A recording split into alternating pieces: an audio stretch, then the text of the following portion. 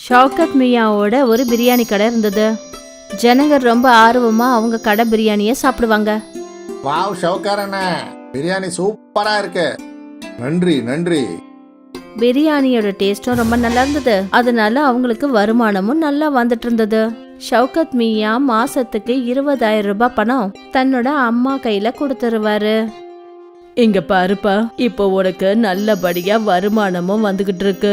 அதனால உனக்கு சீக்கிரத்துல நிக்கா பண்ணலான்னு நினைக்கிறேன். அது மட்டும் இல்லாம நானும் எத்தனை நாளைக்கு தான் இந்த வீட்டையும் இந்த குடும்பத்தையும் நடத்திட்டு இருக்க முடியும் சொல்லு. உனக்கு நிக்கா முடிஞ்சாதான் நதீமுக்கும் நிக்கா பண்ண முடியும். ஐயோ அம்மி, எனக்கு இன்னும் கல்யாண வயசு ஆகல. முதல்ல நீங்க அண்ணனுக்கு நிக்கா பண்ணுங்க. சரி சரி அம்மா, உங்களுக்கு எந்த பொண்ணு பிடிச்சிருக்கோ அந்த பொண்ணு நான் கல்யாணம் பண்ணிக்கிறேன். அப்படி போட அருவால, இதத்தான் நான் எதிர்பார்த்தேன் ஷவுகத்தண்ணே. ஷவுகத்தோட அம்மா அவனுக்காக ஒரு பொண்ணை தேர்ந்தெடுத்தாங்க. சனா. சனா நல்லா படிச்ச பொண்ணு. அப்புறம் அவளுக்கு நல்ல சமைக்கவும் வரும்.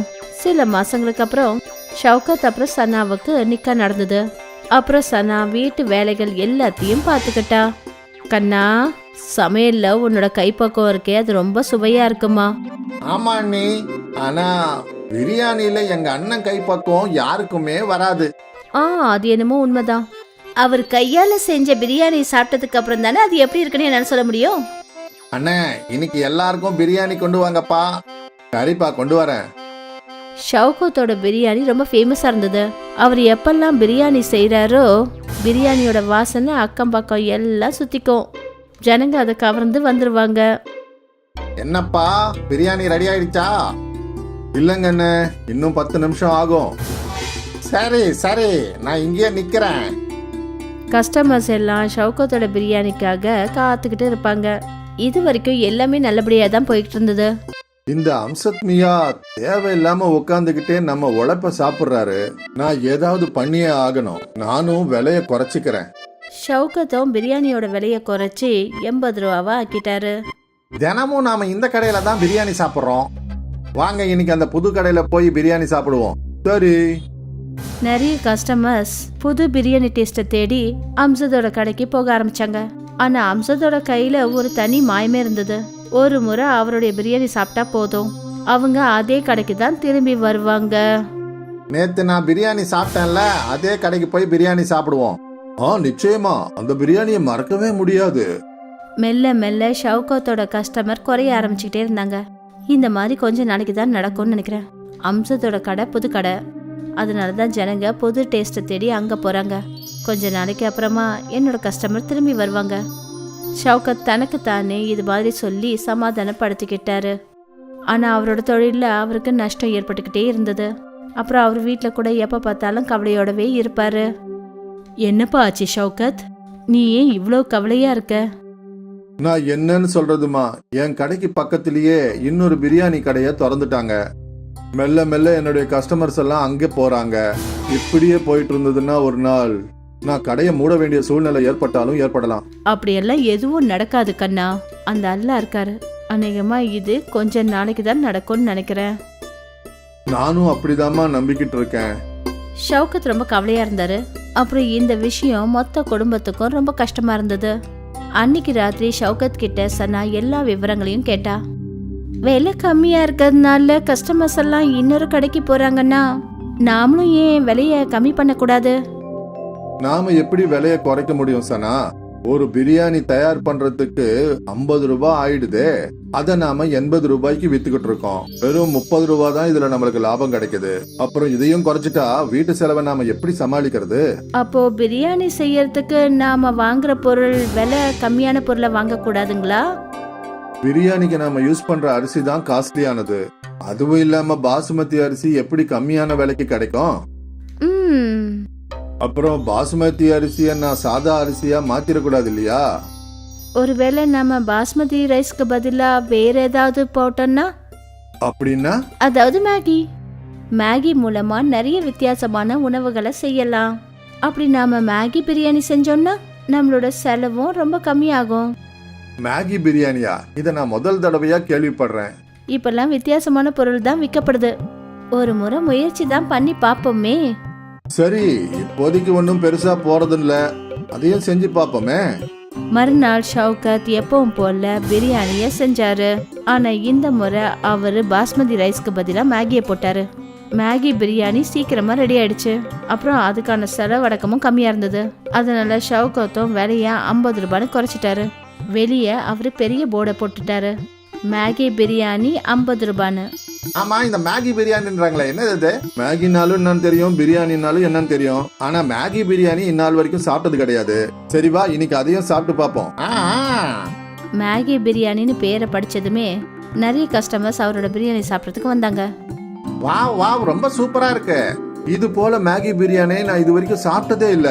அது ஏன்னா இது வெறும் மேகி கிடையாது, மேகி பிரியாணி. வா வண்ண, இது மாதிரி சுவையை எங்கேயும் டேஸ்ட் பண்ணதே இல்ல. நன்றி நன்றி.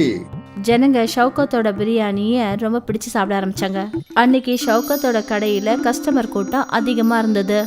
அண்ணா, மேகி பிரியாணின்றது அரிசியில செய்யற பிரியாணியை விட சூப்பரா இருக்கு. இன்னையிலிருந்து நாம தினமும் மேகி பிரியாணியே சாப்பிடுவோம்.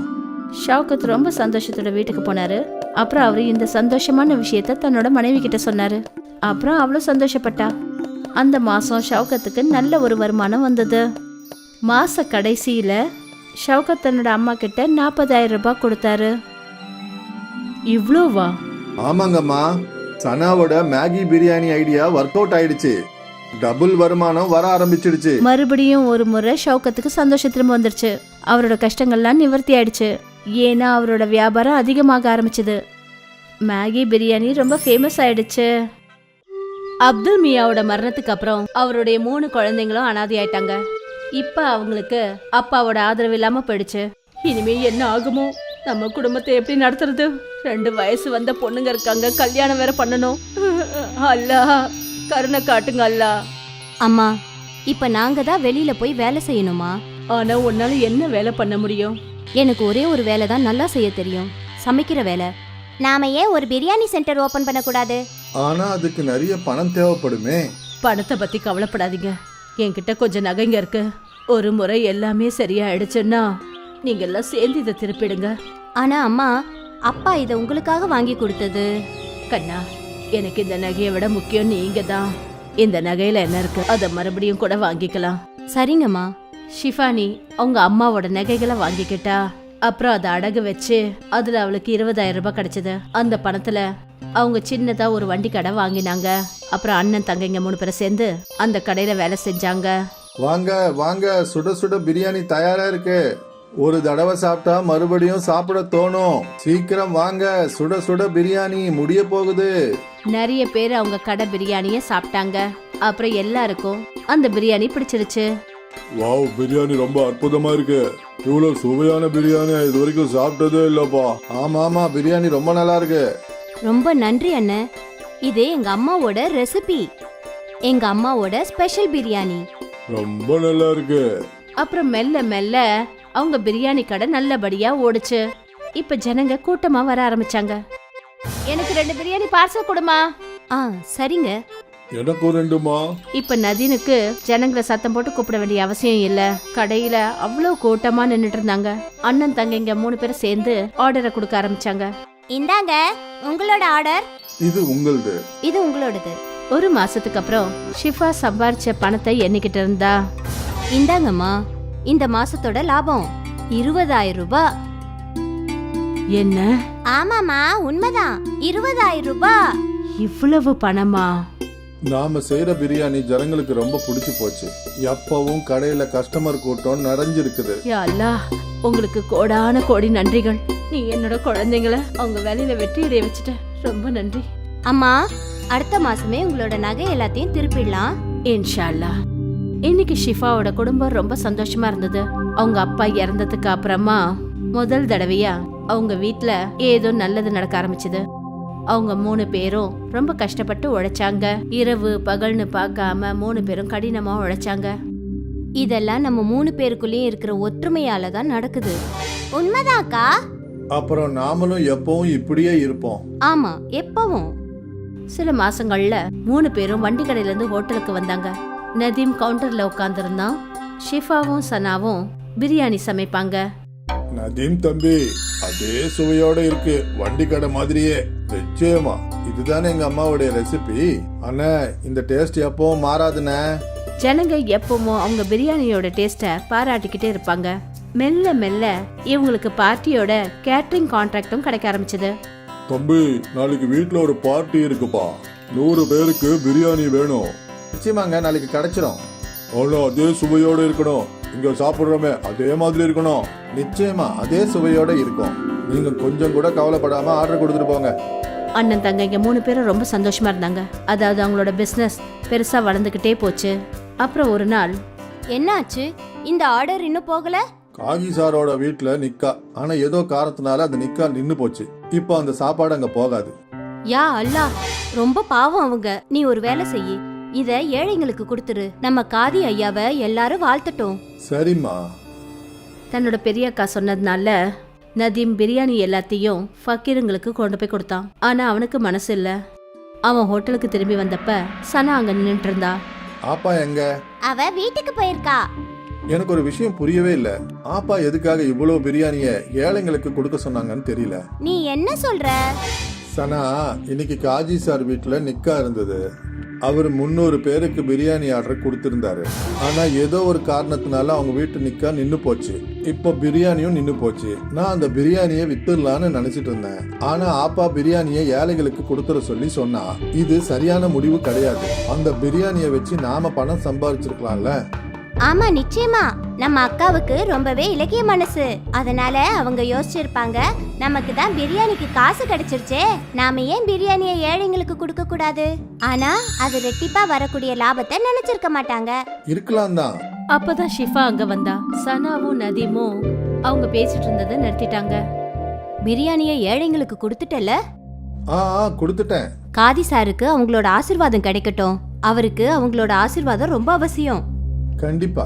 சனாவும் நதீமும் அவங்க அக்காவோட முடிவுல அவங்களுக்கு கொஞ்சமும் உடன்பாடு இல்ல. இருந்தும் அவங்களோட பிசினஸ் நடந்துகிட்டே இருந்தது. அவங்களுக்கு இன்னும் பெரிய பெரிய ஆர்டர்ஸ் கிடைச்சது. அவங்களோட ஹோட்டலும் நல்லபடியா நடந்துட்டு இருந்தது. சில மாசங்களுக்கு அப்புறம் இன்னும் ஒரு ஆர்டர் கேன்சல் ஆயிடுச்சு. நதீம், அன்சாரியோட ஆர்டர் கேன்சல் ஆயிடுச்சு. நீ இந்த பிரியாணியை எடுத்துட்டு போய் ஏழைங்களுக்கு கொடுத்துரு. சரி அப்பா. நதீம் சரின்னு ஒத்துக்கிட்டான். ஆனா அவனுக்கு மனசு வரல. பெரியவ வீட்டுக்கு போனதுக்கு அப்புறமா சனாவும் நதீமும் பேசிட்டு இருந்தாங்க. நாம இந்த பிரியாணியை விற்க கூடாதா? இப்ப ராத்திரி 10 மணி ஆயிடுச்சே, கஸ்டமர்ஸ் வந்தாலும் இப்ப வரலாம். ஒரு வேலை பண்ணுவோம், இத உள்ள வச்சிடுவோம். காலையில முதல்ல இத வித்துடுவோம். இதுதான் சரி. அண்ணனும் தங்கையும் சேர்ந்து அந்த பிரியாணியை மறைச்சிட்டாங்க. மறுநாள் அவங்க முதல்ல அந்த பிரியாணியை வித்தாங்க. அப்புறம் அவங்க 2 பேரும் ரொம்ப சந்தோஷப்பட்டாங்க. அதாவது லாபம் 2 மடங்கா கிடைக்குதுன்னு. அப்புறம் ஷிஃபாக்கு இந்த விஷயம் தெரியவே தெரியாது. அப்புறம் என்ன, எப்போது ஏதாவது ஆர்டர் கேன்சல் ஆனா மறுநாள் அந்த பிரியாணிய சனாவும் நதீமும் ஹோட்டல்ல விற்க ஆரம்பிச்சாங்க. இந்த விஷயம் பல மாசங்களா நடந்துகிட்டு இருந்தது. ஒரு நாள் இந்த பழைய பிரியாணி ஒரு ரெகுலர் கஸ்டமரோட பிளேட்டுக்கு வந்தது. தம்பி நதீம், ஏதோ தப்பா இருக்கே. பிரியாணில அந்த ருசி இல்லையேப்பா. அப்படி எப்படின்னு நடக்கும்? நாங்க எப்பவும் போல அதே மாதிரி தானே பிரியாணியை செய்யறோம். சரிப்பா. மெல்ல மெல்ல கஸ்டமர்ஸ் எல்லாருக்கும் பிரியாணி டேஸ்ட் மாறுறது புரிஞ்சுக்கிட்டாங்க. அப்புறம் அவங்களுக்கு அந்த சுவை பிடிக்கவே இல்லை. திடீர்னு அவங்க ஹோட்டலுக்கு வர கஸ்டமர்ஸ் குறைஞ்சிட்டாங்க. அப்பதான் ஷிஃபா யோசிக்க ஆரம்பிச்சா. திடீர்னு என்ன ஆச்சு? நம்ம கஸ்டமர்ஸ் ஏன் வரதில்ல? இப்படி போச்சுன்னா கடையை எப்படி நடத்துறது? நதீமுக்கு அவனோட தவறுகள் புரிய ஆரம்பிச்சது. அவன் தன்னோட அப்பா முன்னாடி அழ ஆரம்பிச்சான். எல்லாம் என் தப்பு தான். நானும் சனா அக்காவும் சேர்ந்து பழைய பிரியாணியை கஸ்டமருக்கு கொடுத்தோம். நீ என்ன சொல்ற? நதீம் தன்னோட அப்பாவுக்கு முன்னாடி அவன் செஞ்ச தவறுகளை ஒத்துக்கிட்டான். என்ன காரியம் பண்ணிருக்க நீ? அதிகமான லாபம் வேணும்ன்றதுக்காக பிசினஸையே கெடுத்துட்டியே. நாம எப்படி மறுபடியும் நம்ம கஸ்டமர்ஸ் கொண்டு வரது? எங்களை மன்னிச்சிடு அப்பா. எங்களுக்கு தெரியாது இப்படி எல்லாம் நடக்கும்னு. உன்னோட பேராசை எல்லாத்தையுமே கெடுத்துருச்சு. 3 பேரும் யோசிக்க ஆரம்பிச்சாங்க இப்போ என்ன பண்றதுன்னு. அப்புறம் மறுநாள் ஷிஃபாவுக்கு ஒரு வழி கிடைச்சது. ஷிஃபா ஒரு போர்டு எழுதி போட்டா, எங்களை மன்னிச்சிடுங்க. நாங்க செஞ்ச தப்பால நீங்க எல்லாரும் பழைய பிரியாணி சாப்பிட விடதாயிடுச்சு. நாங்க அதுக்கு வெக்கப்படுறோம். அதனால அடுத்த 1 வாரத்துக்கு நாங்க எல்லாருக்கும் ஃப்ரீயா பிரியாணி கொடுக்கறோம். இந்த போர்டை ஷிஃபா ஹோட்டலுக்கு வெளியில போட்டா.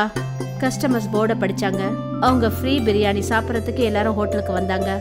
அப்புறம் மறுபடியும் ஒரு முறை அவங்களுக்கு அந்த சுவையான பிரியாணி பிடிக்க ஆரம்பிச்சது. இது அப்படியே பழைய டேஸ்ட்ல இருக்கு. ஆமா ஆமா, ரொம்ப நல்லா இருக்கு. ஒரு வாரத்துக்கு எல்லாருக்கும் ஃப்ரீயா பிரியாணி கொடுக்க வேண்டியதாயிடுச்சு. ஆனா அவங்களோட கஷ்டத்துக்கு ஒரு தீர்வு கிடைச்சது. அவங்களோட கஸ்டமர்ஸ் திரும்பி வந்துட்டாங்க. அப்புறம் சனாவுக்கும் நதீமுக்கும் புரிஞ்சு போச்சு, அதாவது பேராசைப்படுறது ரொம்ப தப்புன்னு. மறுபடியும் ஒரு முறை அம்மியோட பிரியாணி ஃபேமஸ் ஆச்சு. சுனில் ஆசிப் 2 பேரும் நண்பர்கள். 2 பேரும் ஒரே கிராமத்துல தான் இருக்காங்க. 2 பேரும் ஒண்ணா மூங்கில் வெட்ட போவாங்க. நாம இப்ப காட்டுல இருக்கிற அடர்ந்த பகுதிக்கு போக போறோம். அங்க பெரிய மூங்கில் காடு இருக்குதுன்னு சொல்றாங்க. ஆனா அங்க போகணும்னா நாம இந்த நதிய கடந்து போகணும்ல.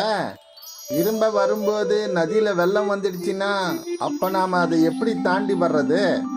நதியில தண்ணி கம்மியா இருக்கும்போது நாம வந்துடலாம்ப்பா. நம்ம வேகமா மூங்கில வெட்டிட்டு திரும்பி வந்துடலாம். பெரிய பெரிய மூங்கில் மரம்னா காசு நிறைய வரும்ல, என்ன சொல்ற? சரிப்பா, நாளைக்கு போகலாம். அடுத்த நாள்ல இருந்து சுனிலும் அசீபும் அடர்ந்த காட்டுக்குள்ள போனாங்க. இங்க பெரிய பெரிய மூங்கில் மரம் இருக்கு. ஆமாமா, நீ சொன்னது உண்மைதான். வியாபாரி இதுக்கு நல்ல விலை கொடுப்பாருன்னு நினைக்கிறேன். ஆமா, நிறைய மூங்கில்களை பார்த்து 2 பேரும் சந்தோஷமாயிட்டாங்க. அவங்க அந்த மூங்கில் நிறைய வெட்டி அவங்க கிராமத்துக்கு கொண்டு வந்தாங்க. அடேங்கப்பா, இந்த மாதிரி பெரிய மூங்கில நான் இப்பதான் பாக்குறேன். சரி, இதுக்கு நல்ல விலை கொடுங்க சார். சரி சரி, ஒரு மூங்கிலுக்கு 200 ரூபாய் தரேன். நீங்க மொத்தம் 5 மூங்கில் கொண்டு வந்திருக்கீங்க, அதுக்கு 1000 ரூபாய் தரேன். 1000 ரூபாய் கிடைச்சதுல 2 பேரும் ரொம்ப சந்தோஷமாயிட்டாங்க. அந்த பணத்தை 2 பேரும் சரி சமமா பிரிச்சுக்கிட்டாங்க. தினைக்கும் சின்ன சின்ன மூங்கில கொண்டு வந்து 300 ரூபாய் சம்பாரிச்சிட்டு இருந்தோம். இன்னைக்கு நமக்கு 500 ரூபாய் கிடைச்சிருக்குல்ல. அதனால இனிமே நாம காட்டுல இருக்கிற அடர்ந்த பகுதிக்கு தான் போகணும். ஆமா ஆமா. அன்னையில இருந்து அவங்க 2 பேரும் நதிய கடந்து மூங்கில் வெட்டுறதுக்காக போவாங்க. அப்புறம் வியாபாரியும் அவங்களுக்கு நல்ல பணம் கொடுத்தாரு. ஒரு நாள் காலையில 2 பேரும் மரம் வெட்டுறதுக்காக கிளம்புனாங்க. அண்ணா, அம்மா என்ன சொன்னாங்கன்னா பஜார்ல போயிட்டு மசாலா வாங்கிட்டு வர சொன்னாங்க. எனக்கு பன்னீர் வாங்கலாம்னு நினைக்கிறேன். சரி வா, நம்ம பஜாருக்கு போகலாம். அப்புறம் அங்கிருந்து நதியை தாண்டி காட்டுக்குள்ள போகலாம். ஒரே வாட்டி நமக்கு 2 வேலையும் முடிஞ்சிடும். 2 பேரும் மார்க்கெட்டுக்கு போய் அவங்களுக்கு என்னெல்லாம் பொருட்கள் தேவை இருந்ததோ எல்லாத்தையும் வாங்கினாங்க. பாத்தியா, எனக்கு ரொம்ப நல்ல பன்னீர் கிடைச்சிருக்கு. இன்னைக்கு ராத்திரி நல்லா சாப்பிட வேண்டியதுதான். நானும் சாப்பிட போறேன். வாப்பா, நீ வர வேணானாலும் வருவல்ல. சரி, நாம இப்ப நதியை தாண்டி போகணும். மூங்கில வெட்டிட்டு நாம விக்கணும் இல்ல. ஆமா ஆமா. அப்புறம் அவங்க 2 பேரும் காட்டுக்குள்ள போறதுக்கு கிளம்பிட்டாங்க. எப்பவும் போல அவங்க 2 பேரும் நதிய கடந்து அந்த அடர்ந்த காட்டுக்குள்ள போயிட்டாங்க. மூங்கில்களை வெட்ட ஆரம்பிச்சாங்க. திடீர்னு மழை பெய்ய ஆரம்பிச்சது. நம்ம வீட்டுக்கு சீக்கிரமா போகணும், ஏன்னா நதியில வெள்ளம் ஜாஸ்தி ஆக போகுது. சரி சரி, இன்னொரு எக்ஸ்ட்ரா மூங்கில கூட எடுத்துட்டு போலாமா? ஓகே. மழை ரொம்ப அதிகமா பெஞ்சது. கொஞ்ச நேரத்திலேயே அவங்க நிறைய மூங்கில்களை வெட்டிட்டாங்க. அப்புறம் அவங்க 2 பேரும் அந்த மூங்கில்களை கட்டி நதி கிட்ட நடந்து வந்தாங்க. ஆனா நதியில புயல் உருவாகி இருந்தது. நதியில தண்ணி ஜாஸ்தி ஆயிடுச்சுன்னா இந்த நிலைமையில நாம நதியில போனா ஆபத்து தான் ஆகும். ஆமா, நாம கொஞ்ச நேரம் காட்டிலேயே காத்திருந்தோம்னா. ஆமா, அதுவும் சரிதான். அங்க ஒரு குகை இருக்கு, நாம அங்க போய் வெயிட் பண்ணலாம். 2 பேரும் ஒரு குகை கிட்ட போனாங்க. அந்த குகையில ஏற்கனவே காஞ்ச மரக்கட்டைகள் இருந்தது. இது நம்மளுக்கு நல்லா இருக்கு, கொஞ்சம் சூடாவும் இருக்கு. அசிஃப் வாங்கின அந்த பொருட்கள்ல ஒரு பத்தி பெட்டியும் இருந்தது. அசிஃப் அந்த காஞ்ச மரக்கட்டைகள்ல நெருப்பு வச்சான். அப்புறம் 2 பேரும் சேர்ந்து குளிர் காய ஆரம்பிச்சாங்க. ரொம்ப பசிக்குதுப்பா. எனக்கும் தான்ப்பா. பாரு, நமக்கு யாராவது சமைச்சு கொடுப்பாங்களான்னு. காரணம், சமைச்சு கொடுக்கறதுக்கு வேற சாமான்லாம் வேணும்ல. நாம எப்படி பண்ணுவோம்? இங்கதான் பாத்திரம்லாம் ஒண்ணுமே இல்லையே. அப்பதான் அசீஃபோட கவனம் அந்த மூங்கில் மேல பட்டது. நம்ம கிட்ட மூங்கில் இருக்குல்ல, மூங்கில வச்சு நாம சாப்பாடு ரெடி பண்ணலாம். எப்படி? நீங்க இந்த மூங்கில் பிரியாணி பார்க்கலையா?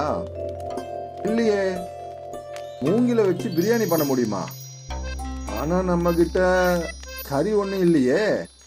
கறி இல்லைன்னா என்னப்பா, நம்ம கிட்ட பன்னீர் இருக்குல்ல, பன்னீரை வச்சு நம்ம பிரியாணி பண்ணலாம். ஆனா எப்படி? ஆனா நான் இப்ப காமிக்கிறேன். அசீப் 2 மூங்கில் துண்டுகளை வெட்டினா. அவன்கிட்ட இருந்த அரிசியை நல்லா கழுகி எடுத்துக்கிட்டான். மூங்கில்ல அரிசி, மசாலா, தண்ணி, உப்பு அப்புறம் பன்னீரும் சேர்த்துக்கிட்டான். அந்த பாம்புவோட இன்னொரு பக்கத்தை அவன் இலைகளை வச்சு மறைச்சு நல்லா டைட்டா மூடி வச்சான். அப்புறம் அது எல்லாத்தையும் நல்லா கலந்து எரிஞ்சுக்கிட்டு இருக்கிற நெருப்பு மேல அவன் அதை வச்சான். இப்ப 15 நிமிஷத்துல நமக்கு பேம்பு பிரியாணி ரெடி ஆயிடும். பார்க்கலாம். அந்த பாம்பு நெருப்புல நல்லா எரிய ஆரம்பிச்சுது. அந்த பாம்பு நல்லா எரிஞ்சு முடிஞ்சதுக்கு அப்புறமா நல்ல நறுமணம் அந்த குகை முழுவதும் வீச ஆரம்பிச்சுது. பேம்பு பிரியாணி ரெடி ஆயிடுச்சுன்னு நினைக்கிறேன். அசீஃப் அந்த பாம்புவை வெளியே எடுத்தான். அப்புறம் அதை 2 இலைகள் மேல வச்சான். அந்த பாம்பு கொஞ்சம் ஆறுனதுக்கு அப்புறமா அதுல இருந்த பிரியாணி அவன் இலைகள்ல பரிமாறினான். பாக்குறதுக்கு ரொம்ப நல்லா இருக்குப்பா. அதெல்லாம் சரிப்பா, எனக்கு ரொம்ப பசிக்குது, வா அதை சாப்பிடலாம். 2 பேரும் அந்த பிரியாணிய சாப்பிட்டு பார்த்து அவங்க மெய் மறந்து போயிட்டாங்க. அப்புறம் அவங்க 2 பேரும் சந்தோஷமா அந்த பேம்பு பிரியாணிய சாப்பிட்டாங்க. தம்பி, நீ இவ்வளோ எக்ஸ்பர்ட்டா இருக்கிற பேம்பு பிரியாணி பண்றதுல நான் என்ன சொல்றது உனக்கு? ரொம்ப நன்றிண்ணா. நீ பிரியாணியை ரெடி பண்ணி விற்கலான்னு நினைக்கிறேன்ப்பா. நாம கஷ்டப்பட்டு வேலை செய்யறோம், நாம இந்த மாதிரி பேம்பு பிரியாணி தயார் பண்ணி காசு சம்பாதிக்கலாம்ல. உண்மையாவ சொல்ற? ஆமா, உனக்கு ஓகேன்னா நம்ம 2 பேரும் சேர்ந்து தாபாவை ஸ்டார்ட் பண்ணலாம். ஆஹா, அப்படியே பண்ணலாம். மழை குறைஞ்ச உடனே நதியில தண்ணியும் குறைஞ்சு போயிடுச்சு.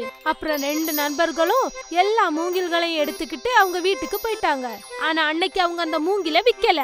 அடுத்த நாள் அசீஃபும் சுனிலும் கிராமத்தோட நடுவுல அவங்களோட கடைய ஓபன் பண்ணாங்க. கிராமத்து ஜனங்க ஆச்சரியமா பார்த்தாங்க, இவங்க 2 பேரும் சேர்ந்து மூங்கில் வச்சு என்ன பண்றாங்கன்னு. தம்பி, இது என்னப்பா?